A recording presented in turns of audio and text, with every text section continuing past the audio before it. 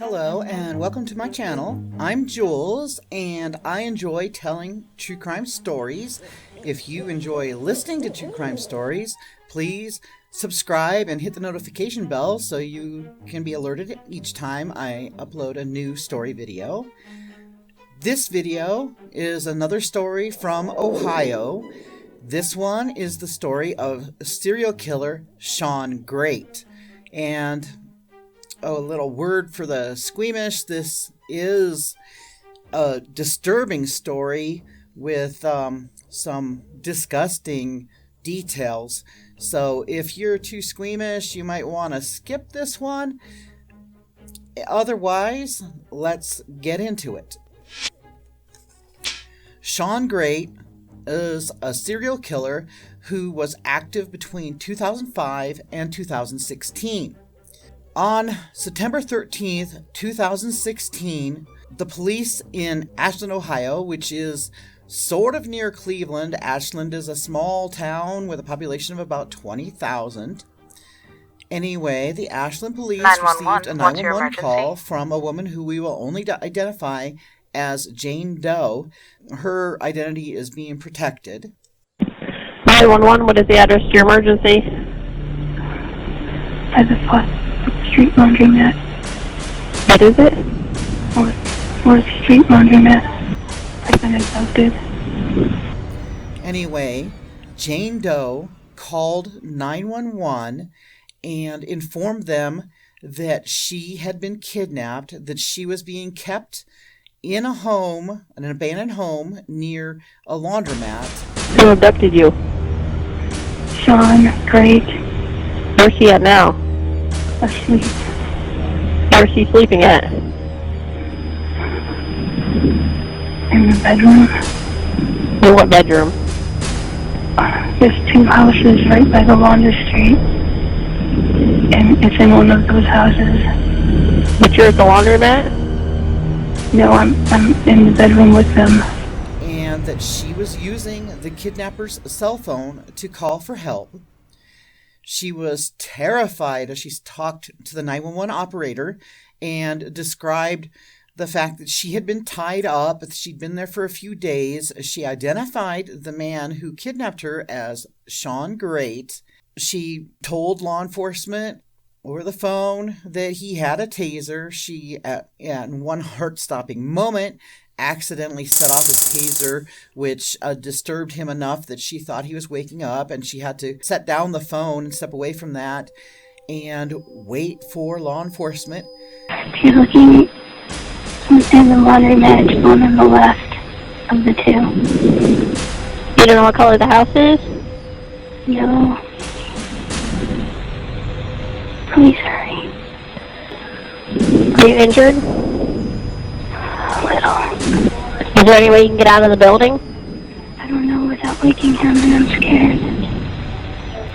Are you upstairs or are you downstairs? We're downstairs. There's a door. There's a side door on the right of the last house. And that's when we enter. Immediately there's a kitchen right there, and then the bedroom is right off from the kitchen. Can you see out any window that you're at? They're all curtains shut. Eventually, they arrived and rescued the woman, let her go, and made some more discoveries in that house of horrors that we'll get into in a moment. Before we get there, let's talk a little bit about how this happened to this young woman. Jane Doe had met Shawn Grate at the local Salvation Army. The two of them had a platonic relationship. They'd known each other about a month and a half to 2 months. And in that time, he seemed like a really nice guy, and he would share his lunchtime with her. They would go for walks and discuss the Bible. And she was adamant that this relationship needed to be platonic only. And then one day on their lunch break, he said that he had some clothes to donate that he would give to her. And she agreed to go with him to the house where the clothes were being kept. They got to the house, which was the abandoned house that she eventually was rescued from. She went to the house and was reading some Bible verses when Shawn left the room and came back with a knife. And he took the Bible from her hands and told her she wasn't going anywhere. And that was just the beginning of the horrible ordeal that she went through. She spent 3 days being tied up, tied to the bed, being kept as a sex slave. He even shaved her pubic region into the shape of a heart. And he tortured her. She was bruised and battered, and there was plenty of evidence of the horrible things she endured, including being tied up into strange positions, and in some of the positions there was a ligature around her neck, and if she struggled too much, she would choke herself. Shawn Grate was a real piece of work, and he tried to claim that the two had a relationship, that he had not kidnapped her, and that he was actually going to marry her. This obviously was not the truth. Now, who was Shawn Grate, and what were the horrors that would be discovered in that home where the young woman, Jane Doe, was rescued from? Shawn Michael Grate was born in Marion, Ohio on August 8th, 1976, to his father, Terry Grate, and his mother, Teresa McFarland. His mom had had a previous marriage that was abusive. She had been married at the age of 14 and gave birth to a daughter in 1969. Then Terry and Teresa had met at a bar. Teresa was a dancer at that bar, and they got married, and they had 2 children together. Jason was born in 1974, and Shawn was born in 1976. Barbara is the daughter from the first marriage, and Barbara was often left in charge of the boys, taking care of the boys, because the mom's life was quite unstable. At one point, left the boys in Barbara's care to go off with another man. Shawn was a very popular young boy. His parents divorced when he was 6 years old, and Shawn never liked his mom's boyfriends, and so he went and moved in with his father for a few years. Shawn had a bad relationship with his mother. He did not like his mother's activities. He didn't like her boyfriends, and he harbored fantasies of killing his mother that he confessed to. So he was kind of a troubled kid on the inside. On the outside, he was showing this outgoing, friendly personality that attracted the girls. He also was jealous and controlling of his girlfriends, and when he was 18, he was arrested for choking his girlfriend. And then a few years later, when Shawn was 23, he had a 17-year-old girlfriend who was pregnant, and he choked her. And then several months later, he broke into her house and hid underneath her couch with a butcher knife, and then jumped out and attacked her and her sister. Shawn had further brushes with the law, including arrests for domestic violence. He went on to father a total of 3 children, 2 from girlfriends and 1 from a brief marriage. And during his divorce proceedings, his wife stated that at one point Shawn had said that if he couldn't see his daughter, then no one would. So sounds to me like he had plans to do away with his kid out of this jealousy that he had, where he wanted to possess completely any females in his life, and if he couldn't have them, not good for them, huh? So Shawn had unhealthy relationships. He got together with a woman named Christina who had kids of her own, and he was jealous of her children. He wanted to possess her completely too, and she was a character witness against him at his trial. He assaulted her multiple times during their 5-year relationship, and he also hid underneath her couch after she permanently evicted him from her life. yeah, we've got a pattern of him lashing out and attacking people if he didn't get what he wanted. Anyway, fast forward to 2016, and Jane Doe calling police about being captured and held captive by Shawn.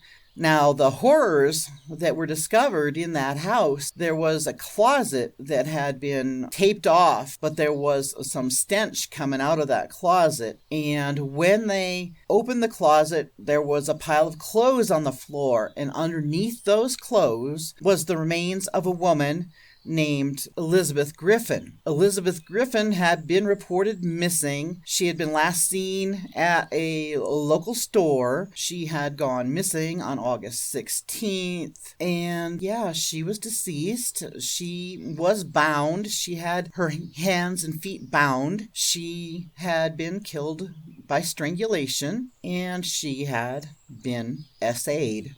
Also in the house were the remains of Stacy Stanley, a 43-year-old woman. She had been reported missing by her family the day after she last had contact with them in September.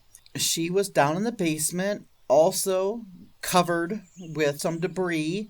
She had a piece of cloth around her neck. She also had died from strangulation and had been assaulted and had been tied up. While Shawn was in jail, he confessed and then redacted his confessions to the deaths of Stacy and Elizabeth. He eventually was convicted of those murders, but while incarcerated, he also confessed to 3 other murders. He confessed that he murdered Candice Cunningham, who was a former girlfriend of his. Her remains were found behind a house that had burned down, and her remains were confirmed to be hers on November 1st, 2016. Rebecca Leicy was another victim of his. Her body was found in March of 2015, and her death originally had been ruled an overdose, but Shawn Grate admitted that he strangled her after she stole $4 from him. And finally, Dana Lowrey is another one of his victims. She was found dead in Marion County, Ohio in 2006, and she remained unidentified for 13 years. Grate said that he thought that Dana had ripped his mother off because Dana was in Ohio selling magazines, and his mom had purchased magazines and never received her subscription. So he killed her. She left behind 2 daughters aged 1 and 5. She was originally from Louisiana. It's just horrific. Shawn pled guilty to hers, Candice's, and Rebecca's murders, and for those murders, he was sentenced to various years, but for the deaths of Elizabeth Griffin and Stacy Stanley, also known as Stacy Hicks, Shawn Grate was sentenced to have his life taken from him. And he remains there to this day. He did have an appeal, which he lost. Execution is set for March of 2025. That's kind of in limbo because Ohio no longer has the injection, and they have not approved on a new method.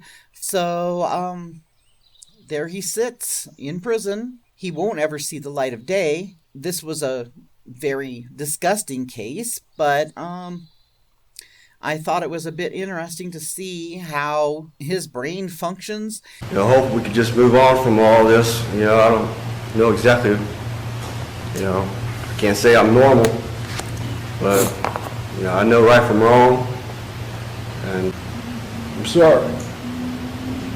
I can't change nothing. Believe me, I would. Not for me, but for you guys. Thank you. And it seemed to me, at least, to be a bit of narcissism where he needed to confess, he needed to call attention to himself, call attention to what he had done, but also wanted to deny and try to save his own neck. What do you guys think? Please interact in the comments below. And as I said, if you enjoy this story, please subscribe to the channel and hit the notification bell. Thank you and goodbye.